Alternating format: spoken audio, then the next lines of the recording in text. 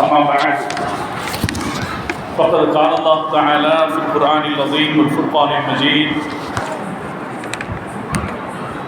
النبي أولى بالمؤمنين من أنفسهم وأزواجه أمهاتهم صدق الله العلي العظيم سبحان ربك رب العزة عما يصفون وسلام على المرسلين والحمد لله رب العالمين اللهم صل على سيدنا محمد وعلى آله وأصحابه وسلم اللهم صل على سيدنا محمد وعلى آله وأصحابه وسلم اللهم صل على سيدنا محمد وعلى آله وأصحابه وسلم மாநில ஜமாத்தார்கள் சார்பில் நடைபெறக்கூடிய இந்த சிறப்பான மீலாது நபி பெருவிழாவிற்கு தலைமையேற்றிருக்கிற எங்களுடைய வழிகாட்டிகளில் ஒருவரும் மாவட்ட ஜமாத் உலமா சபையின் கௌரவ தலைவருமான ஷஃபியுல்லா ஹசரத் அவர்களே, எனக்கு முன்னால் இங்கே ஒரு அருமையான ஒரு தொடக்க உரையை நிகழ்த்தி அமர்ந்திருக்கிற இந்த பள்ளிவாசலின் பெருமைமிகு இமாம் ஹசரத் அவர்களும் மாவட்ட ஜமாத் உலமா சபையின் பொருளாளருமான வஜுல்லா ஹசரத் அவர்களே, எனக்கு முன்னால் இங்கே வரவேற்புரை, வாழ்த்துறை என்று பல வகைகளிலும் உரை நிகழ்த்தி அமர்ந்திருக்கிற பெரியவர்களே, கண்ணியத்திற்குரிய ஆலிம்கள், அருமையான முஹம்மது நபி ஸல்லல்லாஹு அலைஹி வஸல்லம் அவர்களுடைய நேசத்தில் ஒன்று கூடியிருக்கிற பெருமக்களே, பாசத்திற்குரிய தாய்மார்கள், நாம் இங்கே ஒன்று கூடியிருக்கிற இந்த அமர்வை அல்லாஹ் கபூல் செய்த புரிவாராம். நாம் இங்கே ஒன்று கூடியிருப்பதை பெருமானார் ஸல்லல்லாஹு அலைஹி வஸல்லம் அவர்கள் மீதான தூய அன்பினால் கூடியிருப்பதாக அல்லாஹ் ஏற்று அதற்கு பதிலாக நமக்கு நாளை மறுமையிலே பெருமானாருடைய ஷஃபாஅத்தை அல்லாஹ் நசீபாக்கி தந்த புரிவானாக. இங்கே நாம் உட்கார்ந்திருக்கிற ஒவ்வொரு பொழுதையும் நம் வாழ்க்கையில் பாக்கியமான பொழுதாக அல்லாஹ் ஆக்கி புரிவானாக. காரணம், குறைந்தபட்சம் ஒரு 10 தடவையாவது முகம்மது என்கிற பெயரை நாம் கேட்போம். அப்படி கேட்கிற போதெல்லாம் நம்முடைய குரல் உரத்து ஸல்லல்லாஹு அலைஹி வஸல்லம் என்று சொல்லும். அப்படி சொல்லுகிற பொழுதுகளை விட உலகத்தில் சிறந்த பொழுது வேறு எதுவும் இல்லை. காரணம், நாம் இப்படி சொல்லுகிற அந்த துஆவை அல்லாஹ் ஏற்றுக்கொள்கிறார். ஸல்லல்லாஹு அலைஹி வஸல்லம் என்று துஆ சொன்னால் அது ஒரு துஆ தானே. யா அல்லாஹ், எங்கள் நபிக்கு கருணை காட்டுவாயாக, கிருபை செய்வாயாக என்ற துஆ. அந்த துஆவை யார் கேட்டாலும் அல்லாஹ் ஒத்துக்குவான். ஒரு திருடன் கேட்டால் கூட அல்லாஹ் இந்த துஆவை ஒத்துக்குவான். ஸலவாத் என்கிற துஆவை அல்லாஹ் ஒத்துக்கொள்வான். அதனால் நாம் அங்கீகரிக்கப்பட்ட துஆவை பெறக்கூடிய சமயம் ஸலவாத்தினுடைய நேரம், மீலாதினுடைய சபை, ஒரு தடவைக்கு பல தடவை ஸலவாத் சொல்லுகிற சபை, அது நம் வாழ்க்கையை மணக்க வைக்கிற சபை. அல்லாஹ் தஆலா இந்த சபையை பெருமானாருடைய ஸலவாத்துக்களால் மணக்க செய்வானாக. அதன் பொருட்டு நம்முடைய வாழ்வை அல்லாஹ் மனமிக்கதாக ஆக்கி புரிவானாக. அருமையான சகோதரர்களே, மீலாது விழாக்களால் சமூகத்தில் ஏற்பட்டிருக்கிற நன்மைகள், ஏற்படுகிற நன்மைகள் என்கிற தலைப்பில் நான் உங்களோடு சில செய்திகளை பரிமாறிக்கொள்ள இருக்கிறேன். அதற்கு முன்னதாக நபி ஸல்லல்லாஹு அலைஹி வஸல்லம் அவர்கள் விஷயத்தில் நம்முடைய கடமை என்ன என்பதை நாம் உணர்ந்து கொள்வதற்கேற்ற சில செய்திகளை உங்களோடு பகிர்ந்து கொள்ள விரும்புகிறேன். நாம் எல்லாம் நம்ம நபியை பற்றி பெரிய மதிப்பு வச்சுருக்கோம். அவங்க மேலே உயிரையே வச்சுருக்கோம். அவங்கள எப்படி மதிக்கணும்னு அல்லாஹ் குர்ஆனில் சொல்கிறான் என்றால், திருக்குர்ஆனுடைய அஹ்ஸாப் அத்தியாயத்தின் 6வது வசனம் ஒரு செய்தி சொல்கிறது. அந்நபியு அவுலா பில் முஃமினீன மின் அன்ஃபுஸிஹிம். நபி மூமின்களை பொறுத்து அவர்களுடைய உயிரை விட மேலானவர். சட்ட ரீதியாக உறுதியான வார்த்தைகளை தெளிவாக அல்லாஹ் நமக்கு சொல்லித் தருகிறார். நபி நம்முடைய உயிரை விட மேலானவர். ஒரு தடவை உமர் ரலியல்லாஹு தஆலா அவர்கள் பெருமானார் ஸல்லல்லாஹு அலைஹி வஸல்லம் இடத்திலே சொன்னார்கள், அல்லாஹ்வின் தூதரே, எனக்கு அடுத்து நான் உங்களை நேசிக்கிறேன் என்று சொன்னார்கள். எல்லாரும் அப்படித்தான் நினைப்போம். நமக்கு நம்ம உயிர் முக்கியம், அதுக்கு அடுத்து தான் எல்லாமே, அப்படித்தானே சொல்லுவோம். எனக்கு அடுத்து நான் உங்களை நேசிக்கிறேன் என்று சொன்னார்கள். அப்போது பெருமானார் ஸல்லல்லாஹு அலைஹி வஸல்லம் அவர்கள் உன்னுடைய ஈமான் பரிபூர்ணம் அடையவில்லை என்று சொன்னார். உடனே சுதாகரித்து கொண்ட உமர் ரலியல்லாஹு தஆலா அவர்கள், அல்லாஹ்வின் தூதரே, என்னையும் விட அதிகமாக உங்களை நேசிக்கிறேன் என்றார். அப்போது ஸல்லல்லாஹு அலைஹி வஸல்லம் அவர்கள் சொன்னார்கள், ஃபகதிஸ்தக்மலல் ஈமான், இப்போதுதான் உன்னுடைய ஈமான் பரிபூர்ணம் அடைந்தது என்று சொன்னார்கள். இது பெருமானாரை நேசிப்பதில் நமக்குள்ள அளவுகோல். நாம் நம்ம ரசூல் ஸல்லல்லாஹு அலைஹி வஸல்லம் அவர்களை உயிரினும் மேலாக நேசிக்க வேண்டும். பலரும் அவர்களுக்கு பிரியமானவர்கள் விஷயத்தில் இப்படி சொல்லுவாங்க, என் உயிரை விட நான் உன்னை நேசிக்கிறேன். ஒருவேளை நாம் நம்ம மனைவியை பார்த்து சொல்லலாம், நம்ம தாயை பார்த்து சொல்லலாம், தலைவர்களை பார்த்து பல பேரும் சொல்லலாம், என் உயிரை விட நான் உங்களை நேசிக்கிறேன். அப்படி சொல்கிற வார்த்தைகள் எல்லாம் வெறும் பெருமிதத்திற்கு அல்லது ஒரு பெருமைக்கு சொல்லுகிற வார்த்தையாக இருக்கும். ஆனால் நம்ம நபி விஷயத்தில் நாம் அப்படி சொன்னால் அது சட்ட ரீதியான வாசகம். அது சட்ட ரீதியான வாசகம், அல்லாஹ்வுடைய உத்தரவு.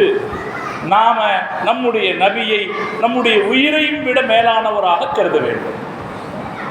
இந்த உயிரை விட மேலானவராக கருதுதல் அப்படின்னா அதுக்கு என்ன விளக்கம்? சில வாசகங்கள் பொத்தம்பதுவாக மனசில் உட்கார்ந்துருக்கும். ஆனால் அதுக்கு என்ன கருத்து அப்படிங்கிற ஒரு தெளிவு இருக்காது. உயிரை விட மேலானவர் அப்படிங்கிற வார்த்தையும் அப்படித்தான். நமக்கெல்லாம் அந்த சிந்தனை இருக்கிறது. நம்ம எல்லாரும் சொல்லுவோம், நம்ம நபி நம்முடைய உயிரை விட மேலானவர்னு சொல்லுவோம் நாம். ஆனால் அதனுடைய கருத்து என்ன? திருக்குர்ஆனுடைய அறிஞர்கள் அதன் கருத்தை விளக்குகிறார்கள். தம்லீக்குல் முஃமினீன பிஅன்ஃபுஸிஹிம் வ அஹ்லிஹிம் வ அவுலாதிஹிம் வ மன் கான மஅஹும் லிர்ரசூல். மூமின்கள் தங்களை பெருமானாருக்கு சொந்தமாக்கி தந்துவிட வேண்டும். அவர்களுடைய பிள்ளைகளை, அவர்களுடைய குடும்பத்தை, அவர்களோடு யாரெல்லாம் இருக்கிறார்களோ எல்லாவற்றையும் பெருமானாருக்கு சொந்தமானவர்களாக ஆக்கிவிட வேண்டும். சகோதரர்களே, அதுதான் அதுக்கு அர்த்தம். ரசூல் ஸல்லல்லாஹு அலைஹி வஸல்லம் அவர்கள் நம் உயிரையும் விட மேலானவர் என்கிற வார்த்தைக்கான பொருள், நாம நம்மையும் நம்மிடத்தில் என்னவெல்லாம் இருக்கிறதோ அவை எல்லாவற்றையும் பெருமானாருக்கு சொந்தமாக்கிவிட வேண்டும். நான் இங்கே தாய்மார்கள் இருக்கிறார்கள், அவர்களுக்கு சொல்லுவேன், அடுத்த ஒரு தலைமுறையை இந்த கருத்தோட்டத்தில் வளர்ப்பேன் என்று தாய்மார்கள் முடிவெடுக்க வேண்டும். நம்முடைய ரேஷன் கார்டில் குடும்ப தலைவர் அப்படின்ற இடத்துல வீட்டு கணவருடைய பேர் இருக்கலாம், குடும்ப தலைவிங்கிற இடத்துல அம்மாவுடைய பேர் இருக்கலாம். ஆனால் அது அரசாங்கத்தினுடைய கணக்கு தான். நம்முடைய ஈமானுடைய கணக்குக்கு நம்முடைய குடும்ப தலைவர், நம்முடைய தலைவர் முஹம்மது ரசூலுல்லாஹி ஸல்லல்லாஹு அலைஹி வஸல்லம். இந்த வீடு யாருக்கு சொந்தமானது? என் தலைவர் முஹம்மது ரசூலுல்லாஹி ஸல்லல்லாஹு அலைஹி வஸல்லம் அவர்களுக்கு சொந்தமானவர்கள். இந்த குடும்பம் யாருக்கு சொந்தமானது? முஹம்மது ரசூலுல்லாஹி ஸல்லல்லாஹு அலைஹி வஸல்லம் அவர்களுக்கு சொந்தமானது என்று நாம் நினைக்க வேண்டும். வீடு என்கிற இது அதன் புறத்தோற்றம் 4 சுவர்களால் கட்டப்பட்டதாக இருக்கலாம். ஆனால் வீடு என்கிற இந்த குடும்பம் இருக்கிறதே, அது பெருமானாருடைய அன்பினால் கட்டப்பட்டதாக இருக்க வேண்டும். நம்முடைய தாய்மார்கள் வீடுகளில் பிள்ளைகளை வளர்க்கிற போதே நம்ம ரசூலுல்லாஹ் என்று சொல்லி வளர்க்க வேண்டும். அல்லாஹ் தௌஃபீக் செய்வானா. இந்த கூட்டத்திலிருந்து வெளியேறுகிற போது நாம் ஒரு தீர்மானத்தோடு போவோம். ரசூலுல்லாஹ் வேறு யாரோ அல்ல. இந்த உலகத்தில் எத்தனையோ அரசியல் தலைவர்கள் வந்து போயிருக்கிறார்களே, அது மாதிரியான ஒரு சராசரியான தலைவர் அல்ல நம்முடைய ரசூலுல்லாஹி ஸல்லல்லாஹு அலைஹி வஸல்லம் அவர்கள். அவங்க நம்முடைய உயிரை விட மேலானவர். இந்த குடும்பத்தின் அடிநாதம் பெருமானார் தான், அவர்களை நேசிப்பது தான் என்கிற உணர்வு நம் சகோதரிகளுக்கு வர வேண்டும். எப்படி நம்ம பெரியத்தா, நம்ம சின்னத்தா, நம்ம பெரியம்மா என்றெல்லாம் நமது உறவுகளுக்கு பெயர் சொல்லி நாம் பிள்ளைகளை பழக்குகிறோமோ, அதே போல நாம் நம்முடைய தலைவர் முஹம்மது ரசூலுல்லாஹி ஸல்லல்லாஹு அலைஹி வஸல்லம் அவர்களை நம்முடைய நபி, நம்முடைய நபி, நம்முடைய நபி என்று சொல்லி அவர்களை பெயர் சொல்லி பழக்க வேண்டும். வீடுகளில் சலவாத்துகள் சப்தமாக ஒலிக்க வேண்டும். வீடுகளில் சலவாத்துகள் சப்தமாக ஒழிக்கணும். நான் சகோதரிகளை கேட்டுக்கொள்வேன், பிள்ளைங்க வெளியே கிளம்பும் போது ஒரு தடவை ஃபாத்திஹா சூரா ஓத சொல்லுங்க, ஒரு தடவை ரசூலுல்லாஹ் மேலே சலவாத்து சொல்லுங்க. ஃபாத்திஹா சூராவும் இந்த சலவாத்தும் படிக்க போகிறாங்களா, மதரசாவுக்கு போகிறாங்களா, ஸ்கூலுக்கு போகிறாங்களா, கணவர் வேலைக்கு போகிறாரா, எங்கே போகும்போதும் ஒரு தடவை அந்த வீட்டில் ஒரு ஃபாத்திஹாவும் ஒரு சலவாத்தும் ஓதப்பட்டால் அல்லாஹ் அந்த குடும்பத்தின் மகிழ்ச்சியை எல்லா நிலையிலும் பாதுகாத்திருப்பான். நாம் நமது கடமையை நிறைவேற்றியவர்களாக ஆவோம். அல்லாஹ் தௌஃபீக் செய்வான். சகோதரர்களே, இதற்கு அர்த்தம் என்னன்னா, நாம் எல்லாவற்றையும் பெருமானாருக்கு சொந்தமாக்கி விட வேண்டும். ஒரு சஹாபியினுடைய பேர் சொல்ற மறந்துடாதீங்க, முஸ்அப் இப்னு உமைர் ரலியல்லாஹு தஆலா. முஸ்அப் இப்னு உமைர் அவர்தான் மதீனா நகரத்தை ரசூல் ஸல்லல்லாஹு அலைஹி வஸல்லம் போறதுக்கு முன்னாடி முஸ்லிம் நகரமாக மாற்றி வச்சிருந்தார். உங்க எல்லாருக்கும் தெரியும் இல்லையா? மற்ற நபிமார்கள் போய் ஊரை திருத்துவாங்க. நம்ம நபி விஷயத்தில் நடந்த மாற்றம் என்னன்னா, நம்ம நபி ஸல்லல்லாஹு அலைஹி வஸல்லம் போகிறதுக்கு முன்னாலேயே மதீனா நகரம் முஸ்லிம் ஊராக மாறி இருந்துச்சு. ரசூல் ஸல்லல்லாஹு அலைஹி வஸல்லம் மக்காவிலிருந்து கிளம்புகிற போது அகதியாக கிளம்புனாங்க. மதீனாவுக்குள்ள நுழையும் போது தலைவராக இருந்தார். மதீனாவின் மக்கள் வாசலில் நின்று பாட்டு பாடி பெருமானாரை வரவேற்று தலைவராக மதீனாவுக்குள் அழைத்து சென்றார்கள். அப்படி மதீனா நகரை பெருமானாருக்கு தயார்படுத்தி வைத்திருந்த பெருமை முஸ்அப் ரலியல்லாஹு தஆலா அன்ஹு அவர்களுக்குரியது.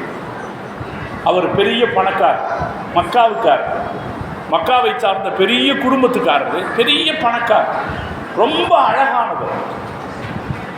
அவருடைய அழகை, அவர் அணிந்து வருகிற ஆடையை பார்ப்பதற்கு மக்காவின் பெண்கள் அவர்களது வீடுகளின் ஜன்னல்களை திறந்து வைத்து காத்திருப்பார்கள் என்று வரலாறு சொல்கிறது. அவர் பூசிக்கொள்கிற அத்தரை நுகர்வதற்கு அரபுகள் வரிசை கட்டி நிற்பார்கள் என்று வரலாறு சொல்கிறது. ஏன்னா அரபுகளுக்கு அத்தரில் ரொம்ப பெரிய ஜாஸ்தி, அதனால வரிசை கட்டி. அவ்வளவு பெரிய பணக்கார். கலிமா சொல்லி இஸ்லாத்தை ஏற்றுக்கிட்ட உடனே அவங்க வீட்டை விட்டு அவங்க அம்மா துரத்தி விட்டாங்க. பெரிய பணக்காரர் நிமிஷத்தில் ஏழையாகி விட்டார். பெருமானார் ஸல்லல்லாஹு அலைஹி வஸல்லம் அவர்களோடையே இருந்தார். அதனால தான் மதீனாவிலிருந்து சில பேர் வந்து இஸ்லாத்தை ஏற்றுக்கொண்ட பிறகு எங்களுக்கு குர்ஆனை சொல்லிக் கொடுப்பதற்கு ஒருத்தர் அனுப்பி வைங்கன்னு கேட்டபோது நபி ஸல்லல்லாஹு அலைஹி வஸல்லம் முஸ்அப் ரலியல்லாஹு தஆலா அனுப்பி வச்சாங்க. ஏன்னா ஒன்று, அவருக்கு குர்ஆன் ஓத தெரியுங்கிறதோட பெரிய குடும்பத்துக்குள்ள நம்மக்கிட்ட வந்து ரொம்ப கஷ்டப்படுது, மதீனாவுக்கு போனால் கொஞ்சம் நிம்மதியாக இருக்கலாம் அப்படின்னு சொல்லி ரசூல் ஸல்லல்லாஹு அலைஹி வஸல்லம் அனுப்பி வச்சாங்க. முஸ்அப் ரலியல்லாஹு தஆலா அன்ஹு அவங்க மதீனாவுக்கு போனார். பெருமானார் வருவதற்குள்ளாக மதீனாவை முஸ்லிம் நகரமாக மாற்றியிருந்தார். இந்த முஸ்அப் ரலியல்லாஹு தஆலா அன்ஹு பத்ர் யுத்தத்தில் கலந்துக்கிறாரு. அவருடைய தம்பி காஃபிர்களுடைய தரப்பில் பத்ர் யுத்தத்தில் வந்து கலந்து கொள்கிறார். அல்லாஹ்வுடைய நாட்டம் பாருங்க, அவங்க தம்பி முஸ்லிம்கள்கிட்ட கைதியா மாட்டிக்கிறார். பத்ர் யுத்தத்தில் காஃபிர்கள் 70 பேர் முஸ்லிம்களிடம் கைதிகளாக இருந்தார்கள். அதில் அவருடைய தம்பியும் இருந்தார். மதீனாவிலே மஸ்ஜிதுன் நபவி பள்ளிவாசலின் முற்றத்தில் அந்த கைதிகள் எல்லாம் கட்டி போடப்படுறாங்க, முற்றத்தில் உட்கார வைக்கப்படுறாங்க. அப்ப முஸ்அப் ரலியல்லாஹு தஆலாவுடைய தம்பியை ஒருத்தர் கையை கட்டுறார். அந்த தூரத்திலிருந்து பார்த்துக்கிட்டு இருந்த முஸ்அப் ரலியல்லாஹு தஆலா வேகமா இங்க பக்கத்தில் வர்றாங்க. இவர் பக்கத்தில் வருவதை பார்க்கிற போது தம்பிக்கு என்ன தோணும்? அண்ணன் நமக்கு ஏதாவது கருணை செய்வார்னு தோணும். அவர் பக்கத்தில் வந்து சொன்னாரு, இவருடைய கையை இறுக்கி கட்டு, இவருடைய கையை இறுக்கி கட்டு. அவங்க அம்மா பெரிய பணக்காரி, நமக்கு நிறைய காசு பணத்தை அவர் பணயமாக தரக்கூடும் என்று சொல்றார். இவருக்கு என்ன மாதிரி இருக்கும்? அவர் சொன்னாருக்கா, இப்படி சொல்லலாமா? அண்ணன் இல்லையா நீங்க? என்ன இருந்தாலும் அண்ணன் இல்லையா நீங்க? ரத்தம் அல்லவா என்று கேட்டார்.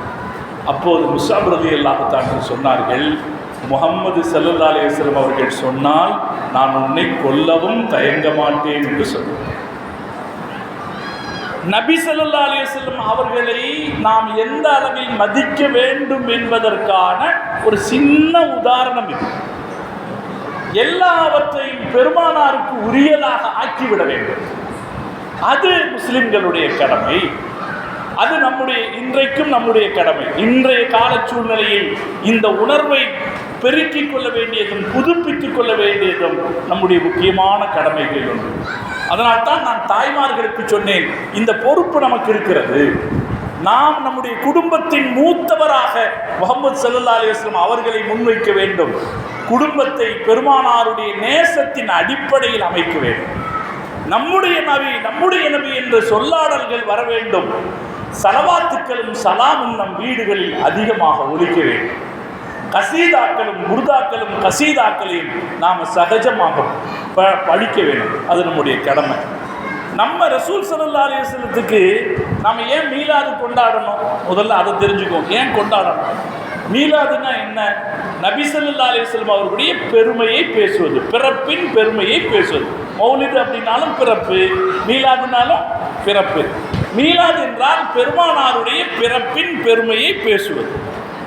ஏன் பேசணும்? நபி விஷயத்தில் நம்முடைய முதல் கடமை என்ன?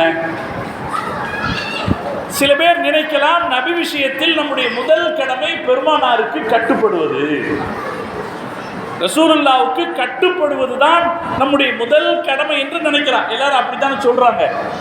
ரசூலுல்லாவுக்கு நம்ம என்ன செய்யணும்? கட்டுப்படணும், அவங்க சொல்லி கேட்கணும் தானே சொல்றாங்க. வாஸ்தவம் தான். ஆனால் அது முதல் கடமை அல்ல. சகோதரிகளே, நான் திரும்ப சொல்கிறேன், பெருமானார் விஷயத்தில் நமது முதல் கடமை பெருமானாருக்கு கட்டுப்படுவதல்ல. நம்முடைய முதல் கடமை பெருமானாரை நேசித்து புகழ்வது. எப்படி சொல்றோம்? அல்லாஹ் குர்ஆன்ல சொல்றா, முஹம்மதுன் ரசூலுல்லாஹ், முஹம்மது அல்லாஹ்வின் தூதர். முஹம்மது அல்லாஹ்வின் தூதர். அல்லாஹ்வின் தூதர்ங்கிறது ரெண்டாவது வருது, முஹம்மது முதல்ல இருக்கு. அல்லாஹ்வுடைய தூதர் என்கிற அடிப்படையிலே பெருமானார் ஸல்லல்லாஹு அலைஹி வஸல்லம் அவர்கள் சொன்ன ஒவ்வொரு செய்திக்கும் நாம் கட்டுப்பட்டாக வேண்டும். ரசூலுல்லாஹ் என்ன சொன்னாங்களோ அது எல்லாத்துக்கும் நாம கட்டுப்படணும். ஆனால் அந்த கட்டுப்பாடு எப்படி இருக்க வேண்டும் தெரியுமா? ஒரு ஆபீஸ்ல அதிகாரிக்கு பியூன் கட்டுப்படுற மாதிரி இருக்கக்கூடாது. இந்த உலகத்தில் தலைவர்களுக்கு தொண்டர்கள் கட்டுப்படுவாங்க. எப்படியெல்லாம் கட்டுப்படுவாங்க? ஹிட்லர் ஒரு 75 வருஷத்துக்கு முன்னாடி ஹிட்லர் இந்த உலகத்தை ஆட்சி பண்ணான், ஜெர்மனியை ஆட்சி பண்ணான். உலகத்தையே கையில் வச்சிருக்கிற மாதிரி நடந்துக்கிட்டான்.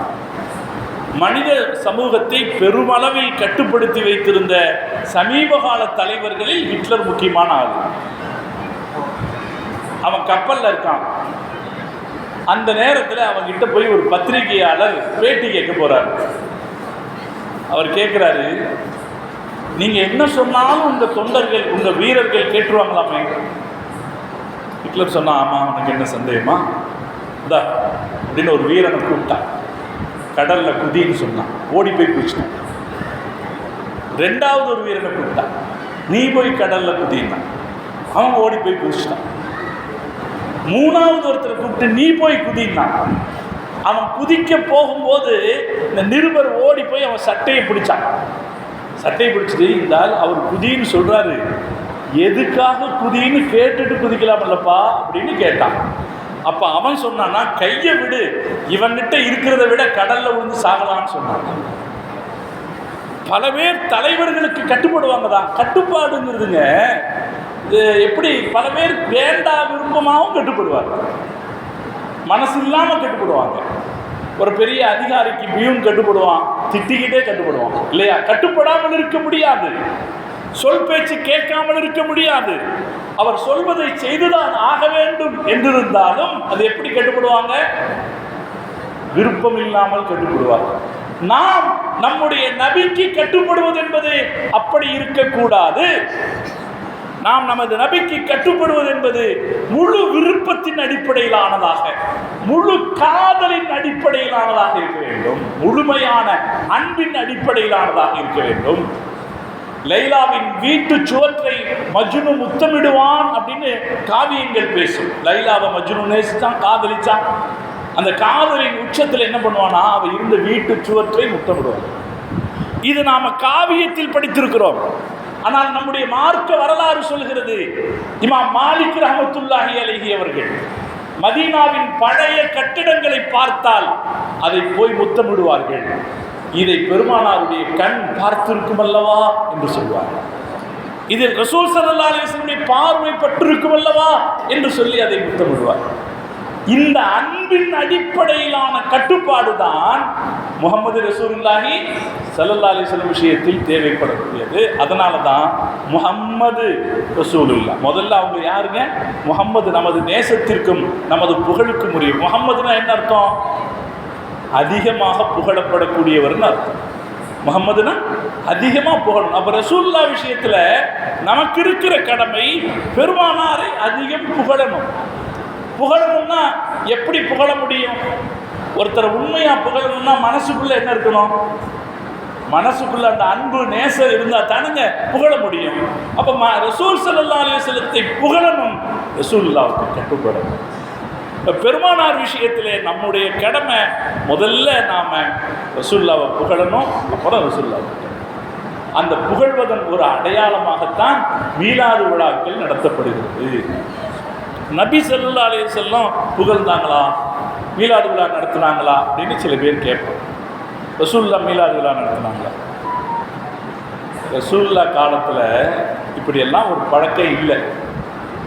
இப்போ நம்ம ஊர்லேயே பிறந்த நாள் கொண்டாடுற பழக்கம் இப்போ தானே வந்துச்சு. நம்ம சொந்தமாக பிறந்த நாள் கொண்டாடுற பழக்கம் எப்போ வந்துச்சு? இப்போ ஒரு 10-30 வருஷத்துக்குள்ளே தானே அந்த பழக்கம் வந்துச்சு. இது முன்னாடி இல்லையே இல்லவா? அதே போல தான் ரசூல் ஸல்லல்லாஹு அலைஹி வஸல்லம் காலத்துலையும் ஒரு கூட்டம் நடத்தி ஒரு பார்ட்டியாக வச்சு விழா கொண்டாடுறது, பிறந்த நாள் கொண்டாடுறதுன்றது நடைமுறை இருக்கல. ஆனால் நபி ஸல்லல்லாஹு அலைஹி வஸல்லம் அவர்கள் தனது பிறப்பின் மகிழ்ச்சியை பல வழிகளில் வெளிப்படுத்தி இருக்கிறார்கள். ஹதீசுகளில் வருகிறது, நபி கானன் நபி ஸல்லல்லாஹு அலைஹி வஸல்லம் அக்க ஸல்லல்லாஹு அலைஹி வஸல்லம் பஅதன் நுபுவா, நபி ஸல்லல்லாஹு அலைஹி வஸல்லம் அவங்க நபியான பிறகு தனக்கான அகீகாவை கொடுத்திருக்கிறாங்க. அகீகா யார் கொடுப்பா? குழந்தைங்க பெற்றவங்க கொடுப்பாங்க. ஆம்பளை பிள்ளையா இருந்தால் 2 ஆடு, பெண் குழந்தையா இருந்தால் 1 ஆடு கொடுப்பாங்க. எதுக்காக கொடுக்குறாங்க? குழந்தை பிறந்த மகிழ்ச்சிக்காக கொடுக்குறது.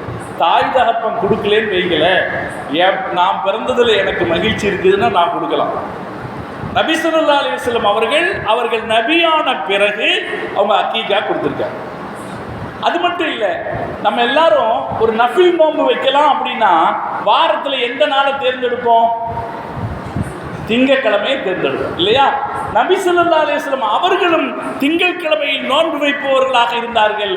காரணம் சொல்லும்போது யௌமுன் உலித்து ஃபீஹி, நான் பிறந்த நாள் என்று ஸல்லல்லாஹு அலைஹி வஸல்லம் சொல்லுவாங்க.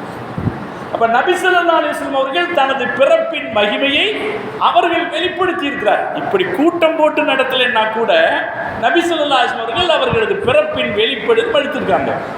பிற்காலத்தில் இப்படி கூட்டம் போட்டு பெரிய அளவில் மக்களை திரப்புகிற ஒரு கூட்டம் வழக்கத்தை நம்முடைய முன்னோர்கள் ஏற்படுத்தி கொடுத்தாங்க. முன்னோர்கள் ஏற்படுத்தி இதை முதல்ல ஏற்படுத்தின ஒரு ஹிஜ்ரி 500ஆம் நூற்றாண்டில் முஸஃபருத்தீன் கோக்பூர் என்கிற ஒரு அரசர், சலாஹுத்தீன் அய்யூபி இருந்தார் இல்லையா? சலாஹுத்தீன் கேள்விப்பட்டிருக்கீங்களா இல்லையா? முன்னாடி உட்காந்து அந்த தலையெல்லாம் ஆடும். சலாஹுத்தீன் அய்யூபியுடைய மச்சான், சலாஹுத்தீன் அய்யூபியுடைய சகோதரியை திருமணம் செய்தவர். அவர் தான் முதல்ல என்ன செய்தாராம், நிறைய ஒட்டகைகளை வரவழைச்சார். எகிப்தில் நிறைய ஒட்டகைகள், நிறைய ஆடுகள், நிறைய மாடுகள் கொண்டு வர வச்சு அக்கம் பக்கம் ஊர்லேருந்து எல்லாம் மக்களை வர வச்சு இந்த ரபியுல் அவ்வல் மாதத்தில் 12ஆம் நாள் பெருமானார் ஸல்லல்லாஹு அலைஹி வஸல்லம் பிறந்த நாளில் எல்லாத்தையும் ஒன்று திரட்டி அவர் முதல்ல சாப்பாடு போட்டாராம். எல்லாத்துக்கும் வயிறார சாப்பாடு. ஏன்னா அந்த காலத்தில் ஒரு சிறப்பான உணவுங்கிறது எப்போதாவது கிடைக்கிற உணவு தான். ஏன் நமக்கு கூட தெரியும், நம்மள முன்னோர்கள் தோசை சாப்பிட்டதே பெருநாளுக்காக தான் இருக்கும். இல்லையா? அப்படிலாம் இருந்துச்சு. தோசை சாப்பிட்றது எப்போ இருக்கும்? பெருநாளைக்கு தான் தோசை சாப்பிட்றது, அப்படி இருந்துச்சு. அப்போ ஒரு சிறப்பான உணவு அப்படிங்கிறது எப்போதாவது கிடைக்கக்கூடியது, பெரிய இடங்களில் கிடைக்கக்கூடியது. இவர் என்ன பண்ணார்? முதல்ல மக்களை பெருசாக திரட்டி அவங்களுக்கு சாப்பாடு, வயிறார சாப்பாடு போடுறது. சாப்பாடு போட்டு முடித்த பிறகு ஒரு பெரிய மேடை ஒன்று வச்சு ஒரு நாற்காலி ஒன்று போட்டு, யார் அந்த ஊரின் பெரிய அறிஞரோ அவரை வைத்து ஒரு பயான் நிகழ்ச்சியை ஏற்பாடு செய்தார். இது பின்னால் ஏற்பாடு செய்தார்கள் நம்முடைய மார்க்க அறிஞர்கள், நம்முடைய முன்னோர்கள் எல்லோரும் இதை ஆதரித்தார்கள். இது நல்ல பழக்கமாக இருக்கு. நபி ஸல்லல்லாஹு அலைஹி வஸல்லம் அவர்களை புகழ்வதற்கு, பாராட்டுவதற்கு, அவருடைய வரலாறுகளை தெரிந்து கொள்வதற்கு இது நல்ல பழக்கமாக இருக்குது அப்படின்னு இந்த பழக்கத்தை கொண்டு வருவார். அதனாலே நபி ஸல்லல்லாஹு அலைஹி வஸல்லம் அவர்கள் தனது பிறப்பின் மகிழ்ச்சியை வெளிப்படுத்தி இருக்கிறார்கள். அந்த மகிழ்ச்சியை வெளிப்படுத்துகிற கடமை நமக்கும் இருக்கிறது. நம்முடைய முன்னோர்கள் அதை வெளிப்படி கூட்டமாக நடத்தி, விருந்து போட்டு கூட்டமாக நடத்தி, பெருமானாரின் மீது புகழ் வார்த்தைகளை பாடி அவர்களது பெருமைகளை பேசுகிற பழக்கத்தை நம்முடைய முன்னோர்கள் தொடங்கி வச்சாங்க. இன்று வரைக்கும் அது தொடர்ந்து கொண்டிருக்கிறது. இன்ஷா அல்லாஹ் கியாமத் நாள் வரைக்கும் தொடரும். இதுல சில பேர் அவ்வப்போது தேவையில்லாத, பொருத்தமில்லாத கேள்விகளை கேட்பான். இந்த கேள்வி கேட்டுட்டா பெரிய மனுஷன் ஆயிடலான்னு நினைக்கிறான் நிறைய பேர். அப்படி கேள்வி கேட்குறோம். ஆமாம், ரபீல் அவ்வல் 12 அன்னைக்கு தானே ரசூல்லா மௌத்தாகவும் செஞ்சாங்க. இது எது லாஜிக்காக கேட்குற மாதிரி ஒரு கேள்வி. இப்போ ரசூல்லா எப்போ தான் மௌத்தானாங்க? மௌத்தானதும் 12 தான், பிறந்ததும் 12 தான். 12 அன்னைக்கு தானே ரசூல்லா மௌத்தாகவும் செஞ்சாங்க. இப்போ 12 அன்னைக்கு எப்படி நீங்கள் இப்படியெல்லாம் கொண்டாடுறீங்க அப்படின்னு கேள்வி கேட்குறது உண்டு. இப்போ இந்த கேள்வி கேட்குறவனை பார்த்து நம்ம கேட்கணும், சரிப்பா இந்த வருஷத்துலேருந்து நாங்கள் 12 அன்னைக்கு கந்தூரி வைக்கிறத நிறுத்திடுறோம், நாங்கள் வேணா என்ன செய்கிறோம் 13க்கு மாற்றிடுறோம், நீ 12க்கு கொண்டாட தயாராக இருக்கியா? அல்லது 13க்கு நாங்கள் மீலாது விழா வச்சிடுறோம், அப்போ நீ 13க்கு எங்கள் கூட சேர்ந்துக்கிறியான்னு கேட்கணும். 12 அன்னைக்கு நம்ம மீலாது விழா வைக்கிறது, கந்தூரி நடத்துறது, மக்கள் சந்தோஷமாக ஊர்வலம் நடத்தி போகிறத குறை பேசுகிறவங்ககிட்ட நம்ம கேட்கணும். சரி 12 அன்னைக்கு வேணாம்பா, 13 அன்னைக்கு வச்சுக்கலாம், அப்போ நீ கூட வருவியான்னு கேட்டு பாருங்க. அவனோட நோக்கம் இதை ஏற்றுக்கிறதல்ல, நம்மளை குழப்பி விடுறது. யாரையாவது ரசூல்லா மௌத்தான நாள் தானே, அதை எப்படி நீங்கள் கொண்டாடுறீங்க அப்படின்னு குழப்பி விடுறது. சகோதரர்களே, அல்லாஹ் நபி ஸல்லல்லாஹு அலைஹி வஸல்லம் வெள்ளிக்கிழமையை பற்றி சொன்னாங்க. சிறந்த நாட்களில் சிறந்த நாள் வெள்ளிக்கிழமை. ஏன் வெள்ளிக்கிழமை சிறந்த நாள்? ஃபீஹி குலிக ஆதம், அன்றுதான் ஆதம் அலைஹிஸ்ஸலாம் அவர்கள் படைக்கப்பட்டார்கள். ஆதம் அலைஹிஸ்ஸலாம் வெள்ளிக்கிழமை தான் படைக்கப்பட்டார்.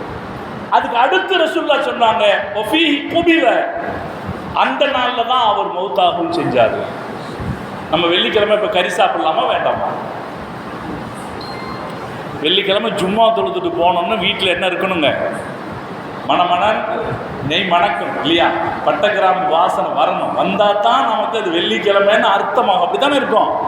அதுக்கு அடுத்து ரசூல் ஸல்லல்லாஹு அலைஹி வஸல்லம் சொல்கிறாங்க, அந்த வெள்ளிக்கிழமையில் தான் கியாமத் நாள் ஏற்படும், அந்த வெள்ளிக்கிழமையில் தான் மீண்டும் மக்கள் கபர்களில் இருந்து எழுப்பப்படுவார்கள் என்று வருகிற போது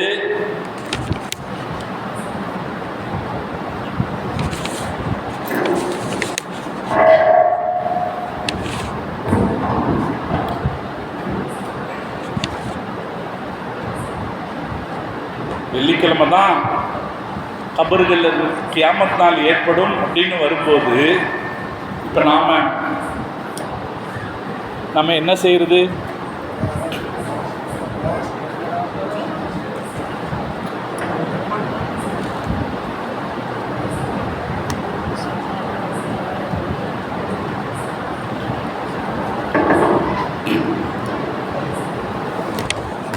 இப்போ நாம என்ன செய்யறது?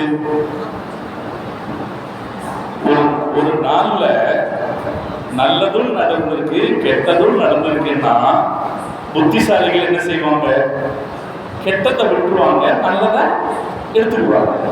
அப்படித்தான் நாம் என்ன செய்யணும்னா மீலாது அன்னைக்கு ரபியுல் அவ்வல் 12 அன்னைக்கு நபி ஸல்லல்லாஹு அலைஹி வஸல்லம் பிறக்கவும் செஞ்சாங்க, அன்னைக்கு தான் மௌத்தாகவும் செஞ்சாங்கன்னாலும் நாம எதை எடுத்துக்கிறோம்? சந்தோஷத்தை எடுத்துக்கிறோம், கொண்டு போறோம்.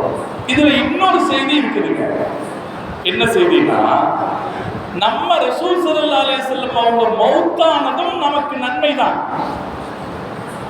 நம்ம ரசூல் ஸல்லல்லாஹு அலைஹி வஸல்லம் மௌத்தானதுல நமக்கு கவலை இருந்தாலும் நமக்கு நன்மை தான். ஏன் தெரியுமா? ரசூலுல்லாஹி ஸல்லல்லாஹு அலைஹி வஸல்லம் அவர்கள் மௌத்தான போது அவர்கள் அல்லாஹ் அல்ல என்பது நிரூபணமானது. நம்முடைய ஈமான் பாதுகாக்கப்பட்டதா இல்லையா? ஈமான் பாதுகாக்கப்பட்டதா இல்லைங்களா? ரசூலுல்லாஹ் யார் கிடையாது, அல்லாஹ் இல்லை. மீலாது விழாவை போல ஏகத்துவத்தை நிரூபிக்கிற பிரச்சாரம் வேறு எதுவும் இல்லை.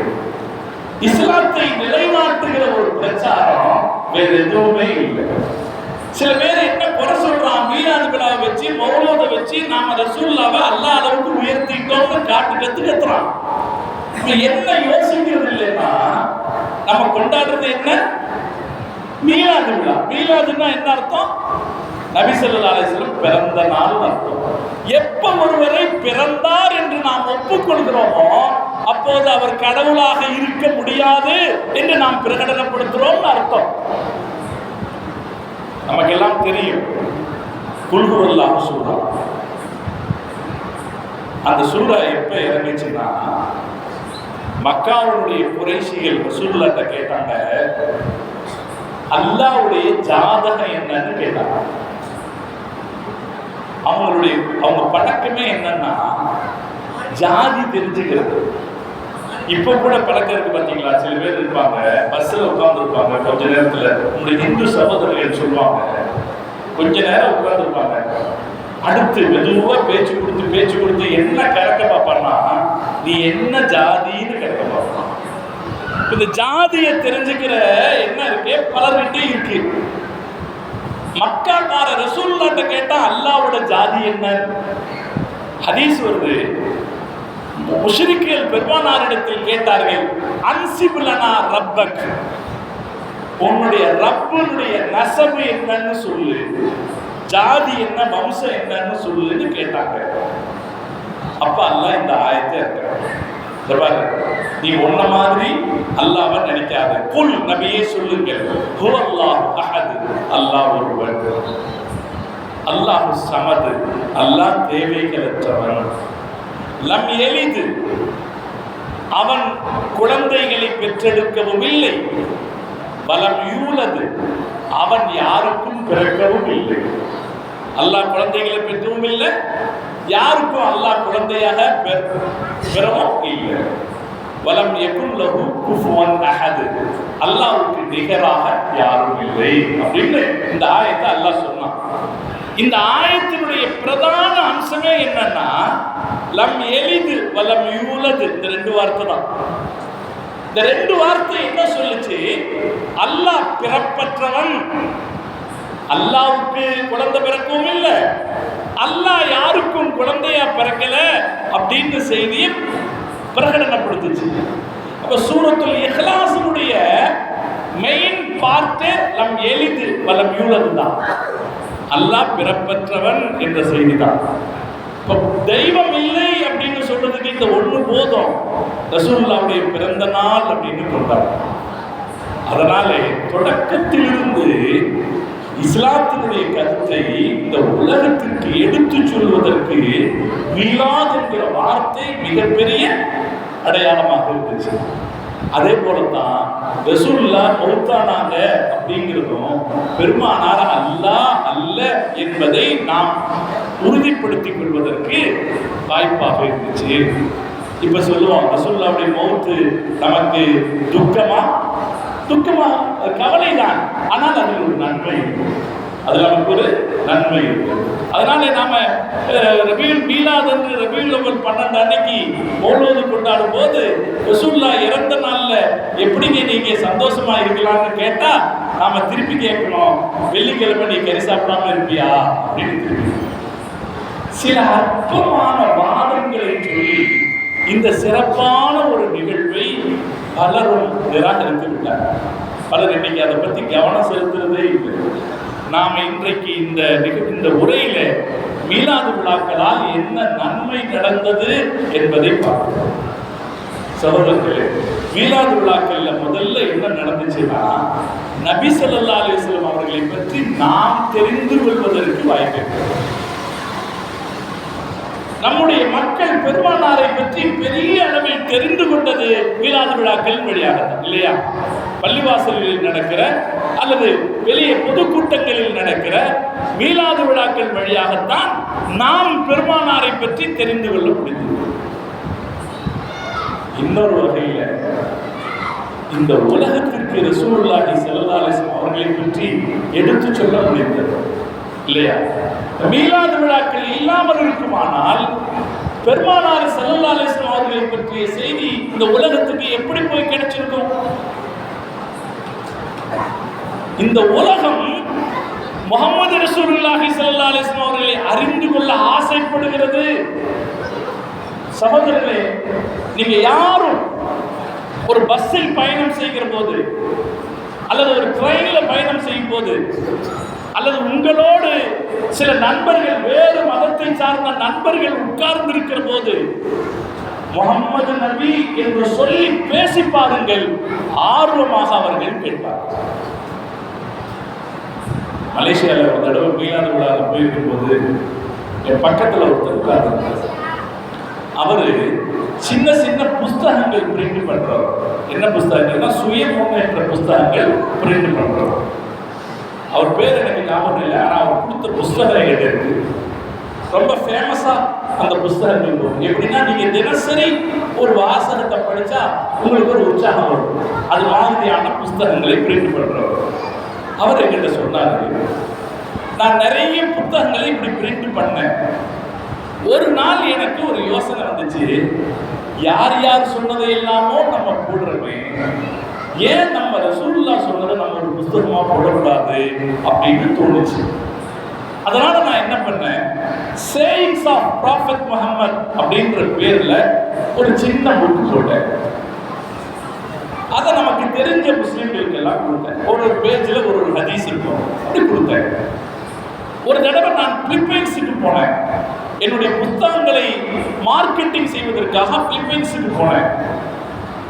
அங்க ஒரு பெரிய புக் டிஸ்ட்ரிபியூட்டர், ஒரு பெரிய கம்பெனி, அந்த கம்பெனியினுடைய தலைவராக இருக்கிறது ஒரு லேடி. அவங்க முன்னால என்னுடைய சூட்கேஸை வச்சு நாங்க போட்ட புத்தகங்களை எல்லாம் அவங்க முன்னாடி பார்வைக்கு வச்சேன். ஒவ்வொரு புக்காக எடுத்து பார்வைக்கு வச்சேன். அப்படி வைக்கும்போது தி சேயிங்ஸ் ஆஃப் ப்ராஃபெட் முஹம்மது இடையில வந்துருச்சு. உடனே நான் என்ன செஞ்சேன், அந்த புக்கை எடுத்து என் பக்கம் வச்சுக்கிட்டேன்.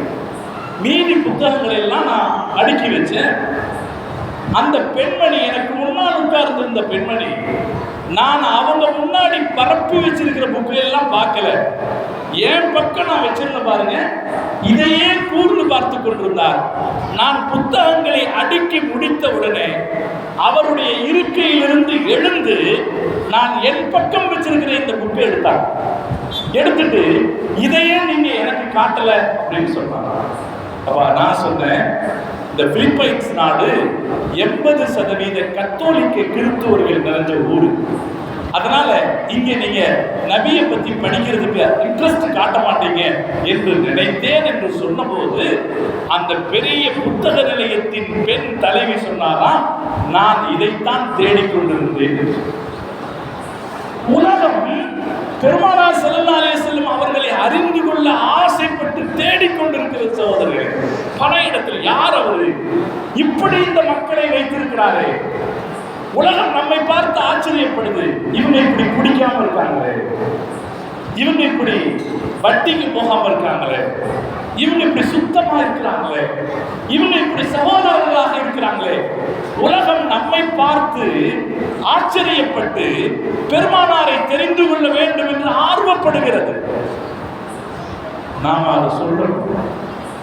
ஒரு தடவை சென்னை உயர் நீதிமன்றத்தில் நீதிபதியாக இருந்தாரு ஒரு முஸ்லிம் பெரியவர். நான் அவன் பேரை சொல்றதை தவிர்க்க, ஒரு முஸ்லிம் உயர் நீதிமன்ற நீதிபதி பொறுப்புங்கிறது கொஞ்சம் பெரிய பொறுப்பு தான். அது கொஞ்சம் பெரிய பதவி தான். அதுவும் கிட்டத்தட்ட தலைமை நீதிபதிக்கு அடுத்த நிலையில் சீனியர் நீதிபதி அவர் எங்கள் கோயம்புத்தூருக்கு வந்திருந்தார். வக்கீல்களுடைய கூட்டம். என்னுடைய சகோதரர் வக்கீல் இருந்தார். இவர் வந்திருக்கிறாருன்னு அவங்க ஒரு கூட்டம் போட்டுறாங்க. பெரிய நீதிபதிகள் வரும்போது வக்கீல்கள் கூடுவாங்க. இந்த வக்கீல்கள் கூட்டத்தில் நிறைய கூட்டம் அப்படி முண்டி அடிச்சு நிற்குது. நான் போன உடனே என் சகோதரர்கிட்ட கேட்டேன், யார் வந்தாலும் இப்படி கூட்டம் வருவான்னு கேட்டேன்.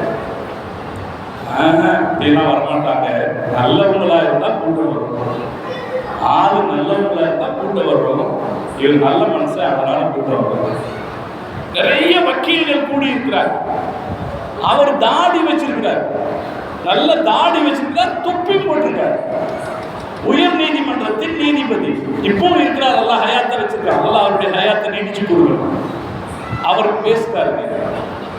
பேசும்போது அவர் சொன்னாரு, தயக்கமே படம், எங்கள் நபி நாயகம் முகம்மது ஸல்லல்லாஹு அலைஹி வஸல்லம் அவர்கள் சொல்லி இருக்கிறார்கள், நீதிபதிகள் 3 வகை. அது ஹதீஸ்ல இருக்கு. அல் குலாத்து ஸலாஹத்துன் இத்னானி ஃபின்னாரி வ வாஹிதுன் ஃபில் ஜன்னah. நீதிபதிகள் 3 வகையா இருக்காங்க.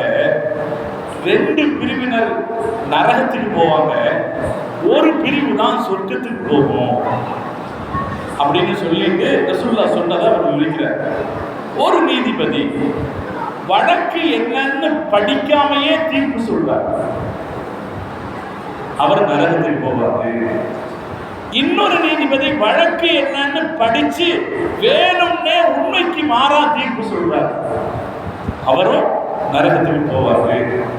மூணாவது ஒரு நீதிபதி இருக்கிறாரு, வழக்கு என்னன்னு படிச்சு எது சரி என்று சிந்தித்து அதை தீர்ப்பாக சொல்லுபவர், அவர் சொர்க்கம் செல்வார் என்று எங்கள் இறை தூதர் சொன்னார் என்று சொன்ன உடனே அந்த அரங்கு முழுக்க ஒலித்த கைத்தட்டல் இன்னும் என் காதுகளில் இருக்க.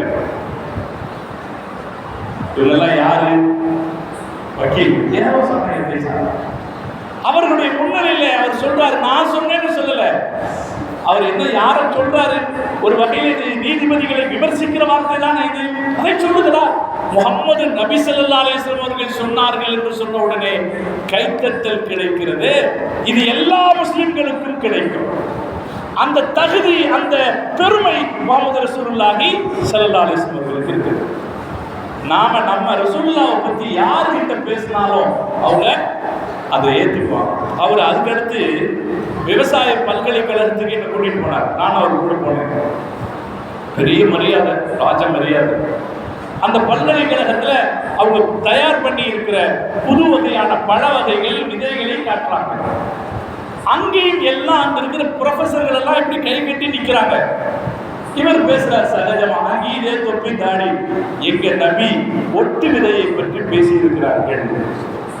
அந்த இடத்திலையும் அங்கே இருக்கிற மக்களிடத்திலையும் எங்கள் நபி ஒட்டு விதையை பற்றி பேசி இருக்கிறார்கள் பேசுறாரு. அவங்க எல்லாம் கவனமாக காது கொடுத்து கேட்கிறார். சகோதரர்களை, இந்த பெருமை முஹம்மது ரசூலுல்லாஹி ஸல்லல்லாஹு அலைஹி வஸல்லம் அவர்களுக்கு இருக்கிறது.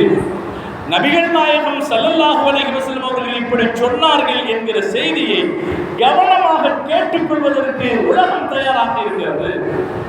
இன்னைக்கு எல்லாம் நிறைய ரீல்ஸ், இந்த ரீல்ஸ்ல நான் இப்போ சமீபத்தில் அதிகமாக கேட்கிறது, கருஞ்சீரகத்தை பற்றி நபிகள் நாயகம் இப்படி சொன்னார்கள். வருதா இல்லைங்களா?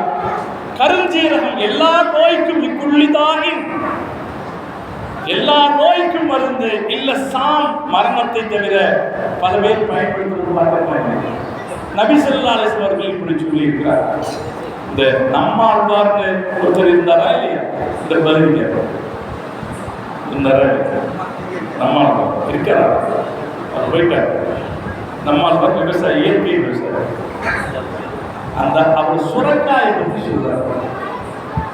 சுரக்காயை பற்றி சொல்றார். நபி ஸல்லல்லாஹு அலைஹி வஸல்லம் அவங்க சுரக்காயை விரும்பி சாப்பிடுவார்கள் ஹதீஸ்ல வருது. கான நபி ஸல்லல்லாஹு அலைஹி வஸல்லம் யுஹிப்புத் தப்பா, அனஸ் ரலியல்லாஹு தஆலா அவங்க அறிவிக்கிற ஹதீஸ். நபி ஸல்லல்லாஹு அலைஹி வஸல்லம் அவர்கள் சுரக்காயை விரும்பி சாப்பிடுவார்கள். ஒரு சால்னால சுரக்காய் இருந்தா தேடி தேடி ரசூலுல்லாஹ் சாப்பிடுறத நான் பார்த்தேன். அதனால அதுக்கப்புறம் நான் சுரக்காவை தேடுறது என் பழக்கமா வச்சுக்கிட்டேன்னு அனஸ் ரலியல்லாஹு தஆலா வந்து சொல்றாங்க. இனி நம்மளும் சுரக்காய் என்ன செய்யுமா இல்லைங்களா? ஒரே மட்டனா சாப்பிட்டு இருக்கோம், கொஞ்சம் வெஜிடேரியனும் சாப்பிடணும்னு நமக்கு அது சொல்லுது இல்லைங்களா? இந்த சுரக்காய் சாப்பிட்றத பற்றி நம்மால் சொல்றாரு, சுரக்காய் சாப்பிடுங்க, உடம்புல இருக்கிற உப்பு சத்தை எல்லாம் அதை எடுத்துடும், தேவையில்லாத உப்பு சத்தை அதை எடுத்துடும். ஒரு ஆள் எனக்கு ஃபோன் பண்ணாரு, அவர் சொல்றாரு, டயாலிசிஸ் பண்ண சொல்லிட்டாங்க டாக்டருங்க, நான் என்ன செய்யறதுன்னு கேட்டாரு. நான் சொன்னேன் 5 நாளைக்கு நீ வந்து சுரக்காய் சாப்பிடு அப்படின்னு சொன்னேன். அவர் சாப்பிட்டாரு, 5 நாள் கூட்டு வச்சு சாப்பிட்டுருக்காரு. 6வது நாள் டாக்டர் பார்த்துட்டு உடம்புல உப்பு கம்மியா இருக்குவா, நீ டயாலிசிஸ் பண்ண வேண்டியது இல்லைன்னு சொல்லிட்டாரு. பேசுறாரு டாக்டர் ராமதாஸ்.